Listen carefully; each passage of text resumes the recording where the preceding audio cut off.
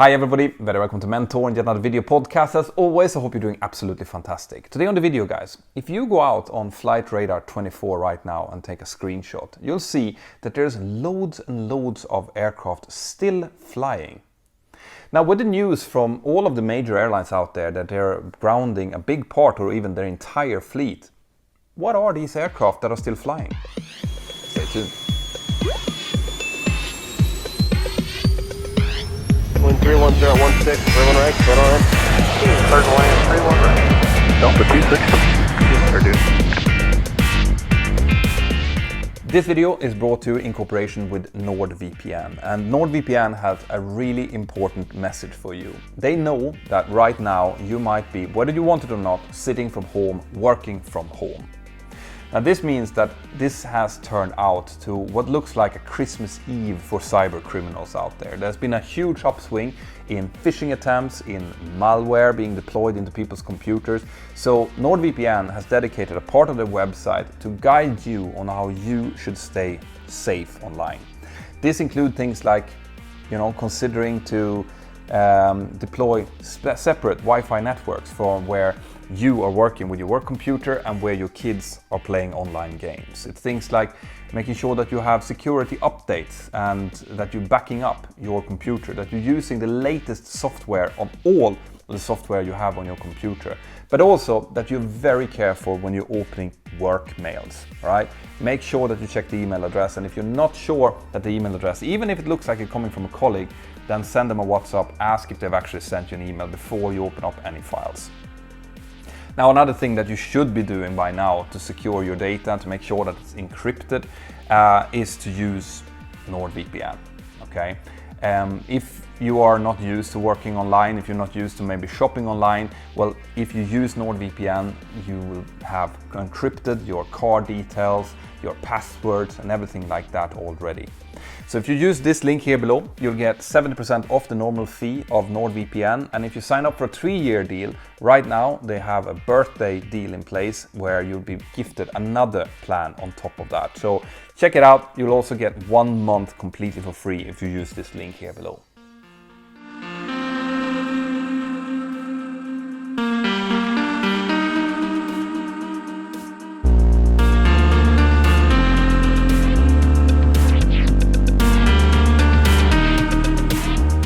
Right guys, first of all I just want to address the elephant in the room, and it's not Patchy for once, who's sleeping in the sofa here next to me.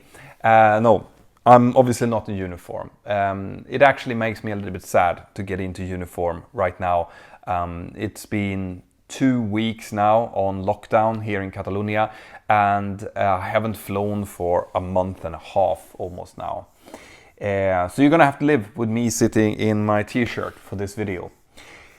The reason I'm making this video, guys, is because I got a question from a good friend of mine actually on Instagram, and she wrote me and she sent a screen grab from flightradar 24, and she said, I thought there was no flights going on at all right now. How come that the sky is still filled with aircraft? Now, first of all, I'm going to say that actually it is not. If you would take a screen grab at this date a year ago and you compare it to what you have now, there's actually a huge reduction in flights. But having said that, there is still a lot of aircraft flying. So what we're going to do now is we're going to look at what type of aircraft are actually flying. So if we look at the airlines, the regional, the long to short to medium haul airlines and the long haul airlines, they are still flying to a certain extent. Now, some of them have announced that they will, over the coming weeks, start to reduce their flights to ultimately maybe grounding their entire fleet.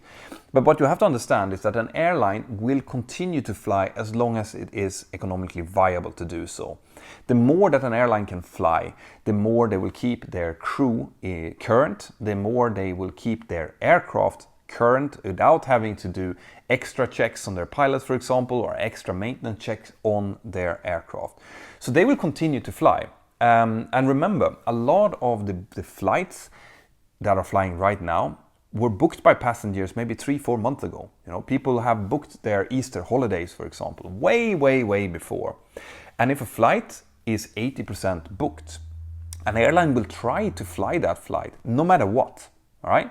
Providing that the country of departure still have their borders open, and the country you're flying to still have their borders open, and there's no restrictions on actually flying them, they will still fly that flight. Because if they don't, they, first of all, cannot claim any money from the passengers.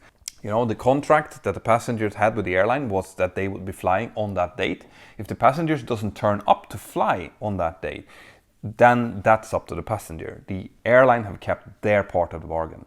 And also, if they would cancel, well then, in normal circumstances, they would actually have to pay a specific EU fine for cancelling the flight. Now, those fines are, I'm not 100% sure now, but I think that EU have decided not to enforce that during these special times.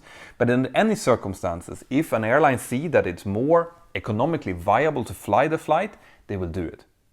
Now, the bookings have obviously gone down to almost zero. So as we go along, as the time now stretches into the coming weeks, you will see that more and more of these flights are actually completely empty. And as they become unviable, the airlines will put them on the ground. So in 1 week, you'll see less aircraft. Week after that, it's likely that it's going to be even less aircraft. But there are still flights that are economically viable. Even during hard times like this, there are certain destinations, the so-called skeleton networks, where the airlines will likely continue to fly throughout this crisis. And these are destinations like London, in between the different capitals of Europe, for example, where there tend to be business travelers traveling as long as they are allowed to do so.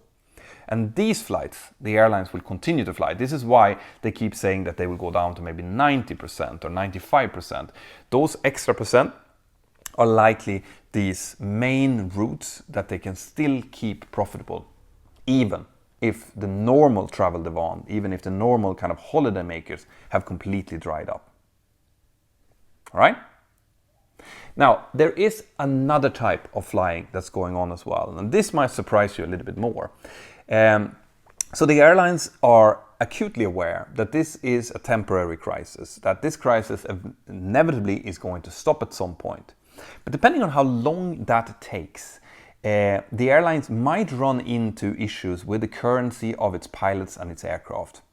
If they would just ground their entire fleet, the clock starts ticking on their flight crews. So generally speaking, after a certain amount of time, between 30 to 90 days, the pilots will not be allowed to fly unless they do a training flight with someone like me, a training captain or a type rating examiner.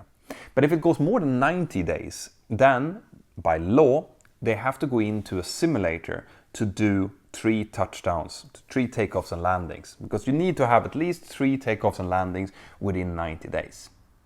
So for the airlines, it is crucial that this doesn't happen. If they ground their entire fleet and every single one of the pilots needs to go into a simulator in order to be able to fly, it means that they won't be able to get the machine running again. So what you're starting to see soon is airlines taking one aircraft up and maybe doing a takeoff, departure, an arrival route and a landing. All right? Both that will keep the 2 pilots who are doing that flight current, and also that will keep the aircraft flying without having to do any additional maintenance checks because it's been standing on the ground for too long. So what you can expect from major airlines, the ones that have a huge route network and a lot of aircraft, is for this to start happening. Now, if they have a simulator center close to some of their big bases, that's likely to be used for similar type of activity. But it is crucial for when this crisis is over, that the airlines can just start pumping again, start working, and they're not held up by restrictions on their training. It should also be said that the authorities play a huge role here. So it is likely that the authorities, for example in Europe, EASA, is going to be lenient, is going to give some leniency to the airlines in order to get them back operating again. But what those rules are, well, that is still something that we're waiting to see. Right? Cool. Now, we go from there to other types of flights, like repatriation flights. That's the countries that are contracting some of the airlines to fly out and get their citizens from places around the world, get them back to the country in times of crisis. This is still going on. Similarly, the big holiday companies like TUI, for example, they will have holiday makers that have a 2-week holiday somewhere. These flights where they go and get them to come back in again will still continue to happen. So those are other flights that are going on. But then we have cargo flights. Okay, now cargo flights is fascinating when it comes to this.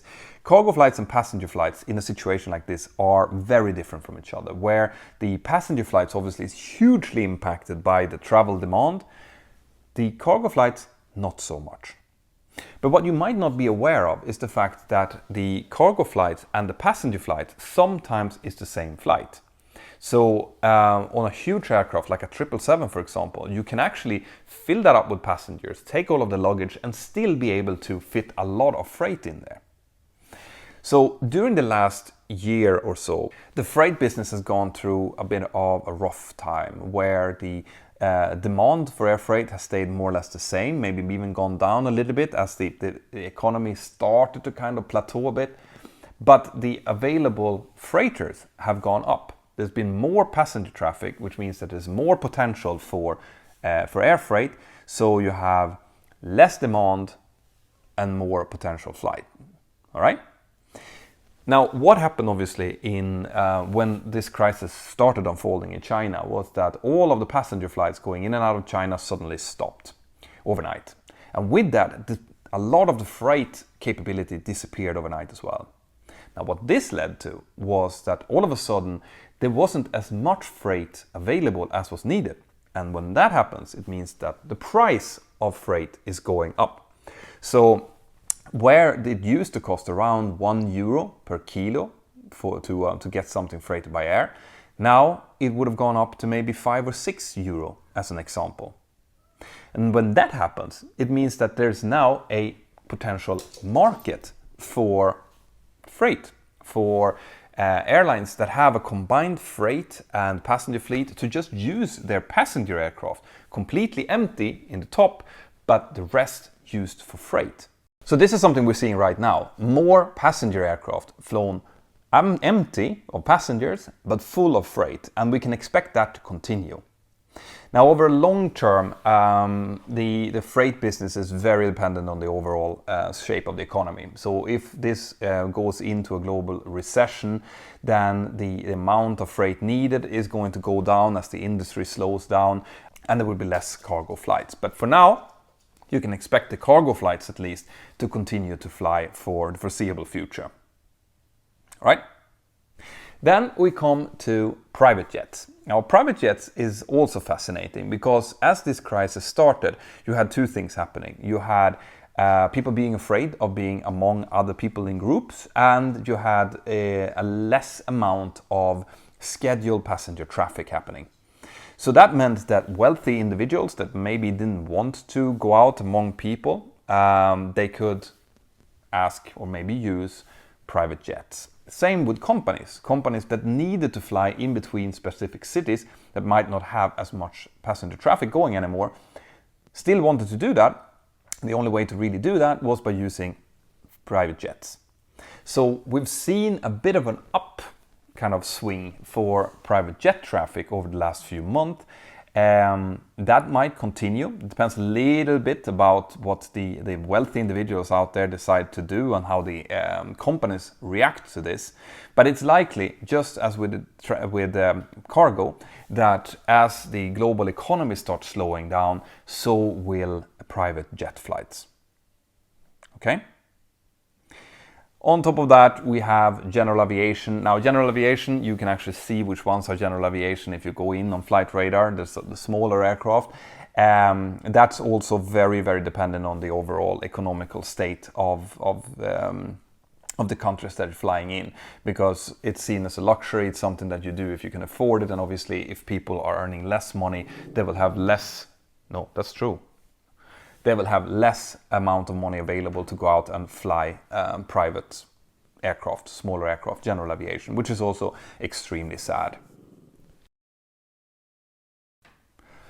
But that's about it, right? If I have forgotten to mention something, or if you have more questions about this, which I'm guessing that you have, it seems like Patchy has it, then fire them off here in the questions below the video. Also, always know that you can go into the Mentor Aviation app, which is completely free to download, and you can just tag @mentor in the chat. That will send a message to me directly, and we can have a discussion about this. Maybe in the general chat, maybe in the forums. But in any case, let's get in there. Let's create a positive atmosphere where we have somewhere where we can all go and kind of relax from the flood of bad news that's coming from every direction. We are trying to keep a positive and a constructive feel inside the Mentor Aviation app at all times. Okay? And as a finishing word, I just want to make sure that you all stay safe out there, guys. Listen to your local authorities, listen to the medical professionals out there. Let's do whatever we can to try to stay as safe as possible during these times. And I am sure that we are going to beat this thing, we are going to get over this hill, and we are going to get through the tunnel. And on the other side, there is a bright future waiting for all of us. So continue watching the channel. I hope that you have subscribed by now, and there will be much more things coming out from me, given that I'm sitting here in my t-shirt in my home and I cannot get out. So the only thing I can do is create more videos for you guys, and I hope that you'll enjoy it. See you in my next video, and have an absolutely fantastic day. Bye-bye.